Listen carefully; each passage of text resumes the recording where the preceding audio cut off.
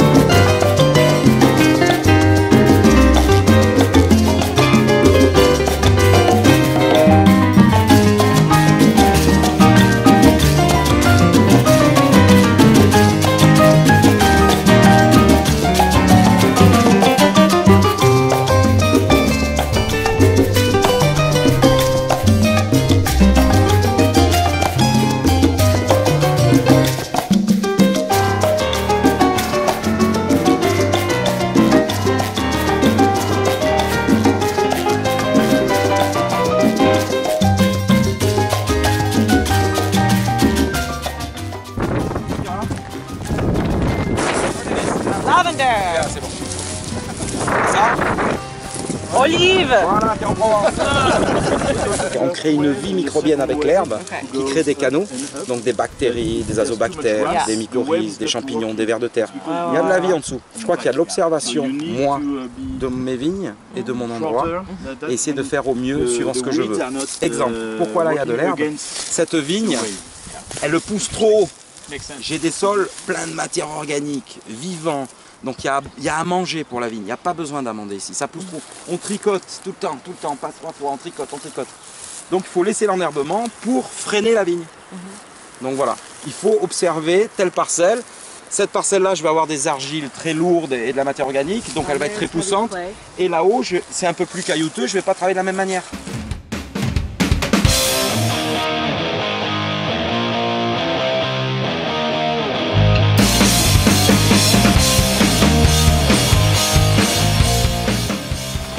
Ouais, ça y est, là, c'est... Et comment tu sais que quand tes cirades sont mieux? Comment tu sais, qu'est-ce qui va te décider à vendanger maintenant? C'est goûter. Tu peux pas attendre l'équilibre exceptionnel, ce serait impossible.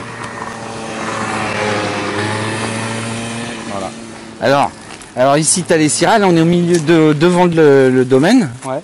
Donc ici tu as les Syrahs, après plus loin ça descend là. Ouais, tu as la grande parcelle qui fait 2 hectares. Et là tu as les cinceaux qui rentrent dans le pastel. Ensuite tu as les unis blancs. C'est un peu de la coplantation mais bien délimité. Ensuite tu as 4 rangées de carignans, des vieux carignans qui ont plus de 70 ans.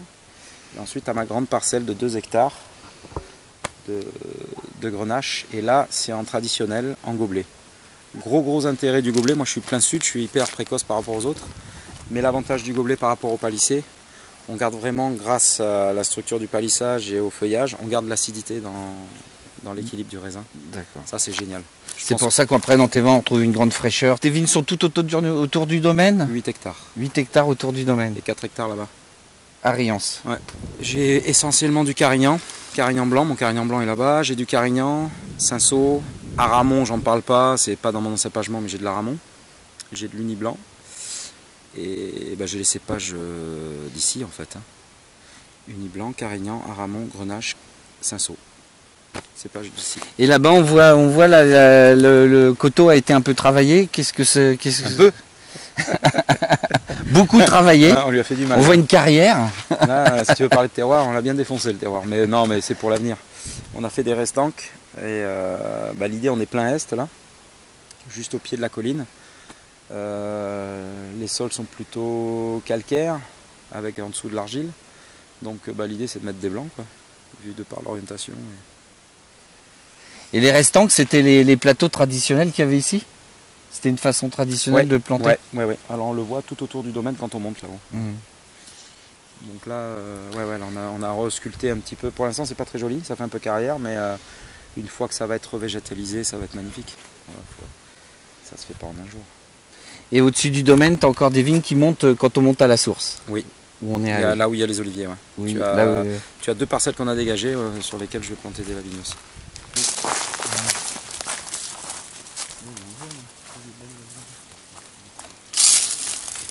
Ça c'est déjà bon.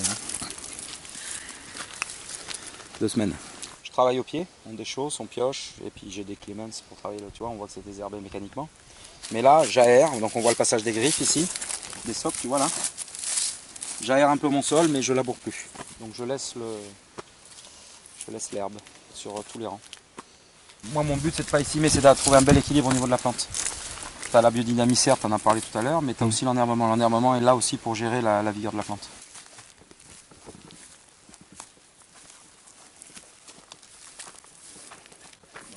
La verte. La verte. Voilà, celle-là, ça veut dire le champ du coq. Ouais, Cantegao.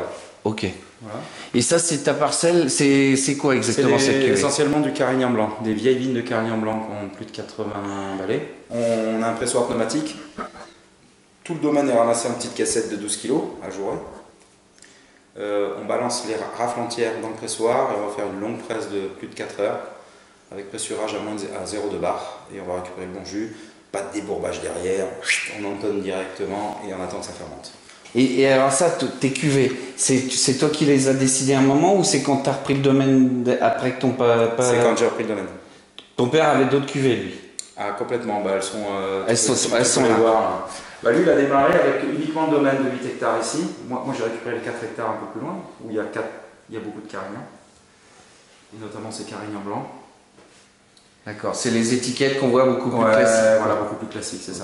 Et blanc public, c'est quoi? C'est plutôt des vins de copains, des vins... Ouais, c'est des vins à boire dans les 3 premières années, mais c'est bon maintenant. Maintenant qu'on n'en a plus. Tu veux dire, là quand il fait chaud, au mois d'août... À partir de septembre. À partir de septembre. Mais, tu reçois les copains, qu'est-ce que j'ai au frigo? C'est super bon sur des huîtres, parce qu'il y a un côté très salin, très agrume, donc on est vraiment dedans. Il n'y a pas le côté sérieux. Mais après c'est bon. Alors recevoir les amis c'est quand même sérieux. Oui, voilà, simplement mais sérieux. En tout cas pas en grande pompe. J'ai l'impression un peu qu'en Provence, c'est un petit peu comme nous en Loire. Souvent en Loire on définit la Loire par des gens qui font les choses sérieusement sans se prendre au sérieux. Et c'est ce que je ressens quand je viens ici. Des gens qui font les choses sérieusement sans se prendre au sérieux. C'est ça. Hein, c'est un peu ça. Et ce que je ressens de la réaltière, c'est un petit peu ça. Et là, tu vas mettre combien de bousses de corne de vache par 120 grammes hectare. Donc je vais faire 6 hectares, 45 litres hectare, donc 270 litres. Tu vas pulvériser 270 litres d'eau. Ouais, sûr. Dans lequel tu as mis de la bouse de corne de vache. C'est ça, on va la dénuaser d'abord. Là, on est en période d'un peu de sécheresse. Voilà, ça va aider la plante.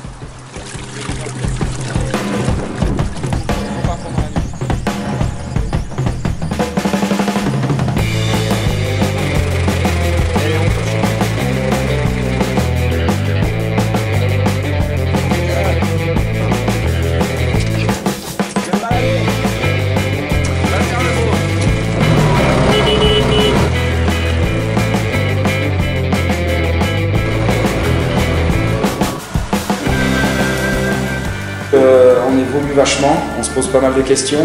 Le vignoble, là, en plus pour moi, je découvre un peu la biodynamie depuis 6 ans. Je dis bien je découvre. Je suis pas encore un cadre, mais en tout cas on essaie de mettre du sérieux et d'être très rigoureux parce que c'est un peu de la rigueur.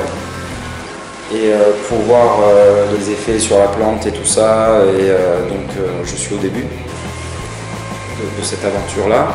Et du coup, je m'aperçois que ça donne de tout autre équilibre au niveau de mon raisin. Et donc, j'ai une autre attitude à avoir, une autre lecture à avoir dans la cave. Et ça, c'est depuis, je te dis, ça fait 6-7 ans qu'on est venu. Et je commence à voir les effets maintenant sur les rouges et un peu tout depuis l'année dernière. Donc ça change beaucoup de choses. Donc du coup, je suis en train de redécouvrir, et ça, c'est pas des blagues, la notion de terroir sur des vins. Et donc on est en train de changer des étiquettes, tu vois, on est en train d'en créer une autre. Demain, il y a une autre cuvée, il y a du cinsault qui va arriver. Et je m'aperçois que grâce à cette agriculture-là, je vais pouvoir faire beaucoup d'autres. Il y a une grosse porte qui s'ouvre.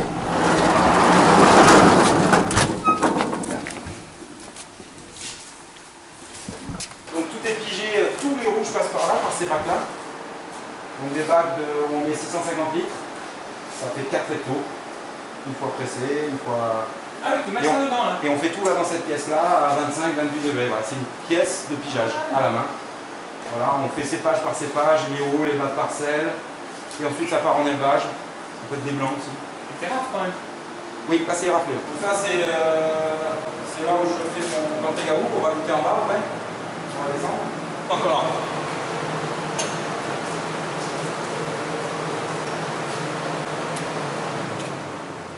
C'est du carignan pur. Non, à une époque, pendant quelques années, oui. Il y a une pointe de sémillon, il y a 30% de sémillon et il y a un petit peu du nid blanc. Uniquement la presse. Ça c'est mon Cantegaou blanc. Cantegaou blanc. En vin de France. Parce qu'il y a des années, il y a des fois un peu. Il y a une année où il y avait 7 grammes de sucre. Mais il y avait tellement des pH bas de 3,10 que ça fonctionnait. Voilà. Mais ça par contre ça passe pas dans les agréments. Donc mon choix était de ne pas m'embêter, d'essayer de faire le mieux possible. Alors effectivement on a gagné en... Moi j'ai baissé mes pH grâce à la biodynamie. Expliquer pourquoi je sais pas, mais en tout cas l'équilibre du fruit a changé. Après on va aller dans les barriques, on va goûter. On a trouvé les deux bons là. On va faire assez vite. Je vais vous faire goûter tous les cépages du coin. Nous on a notre gros problème en cave, c'est que il fait toujours chaud.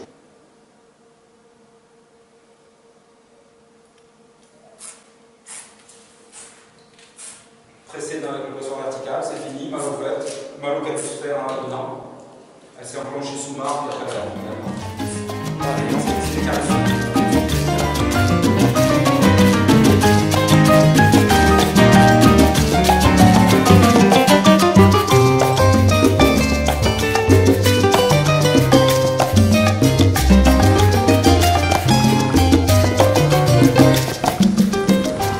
J'ai récupéré un Magnum de 2010 de Puissac, on peut le boire ce soir. C'est génial. Ça c'est un rouge d'été, tu vois.